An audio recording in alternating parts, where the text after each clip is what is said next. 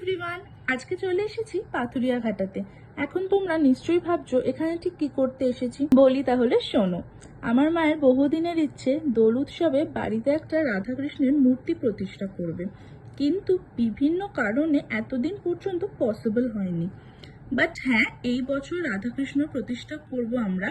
আর দেখো, এই দোকানটাতে অলরেডি মা বাবা এসে ঠাকুর অর্ডার দিয়ে গেছিল, আর আজকে আমরা ঠাকুর নিয়ে যেতে এসেছি। এই যে এটাই হচ্ছে আমাদের ঠাকুর। ওখান থেকে ঠাকুরটা নিয়ে আমরা বড় বাজারে বাসতলা গলি দিয়ে যাচ্ছিলাম কৃষ্ণর জন্য বাঁশি কিনতে। 2-3টে দোকান দেখার পরে ফাইনালি আমাদের পছন্দ হলো। এই যে এটাই আমরা নিয়েছিলাম কৃষ্ণর জন্য। আর এই যে আজকে আমার আর মায়ের সাথে ঠাকুর নিতে দিদিভাইও কিন্তু এসেছে। আর এরপর ঠাকুরের জামা কাপড়, চুল, গয়না সবকিছু কিনে আমরা বাড়ি ফিরলাম। রাধাকৃষ্ণ তোমাদের কেমন লাগলো প্লিজ কমেন্ট করে জানিও। আর পরের পার্টটা দেখার জন্য এখন চ্যানেলটাকে সাবস্ক্রাইব করে নিও।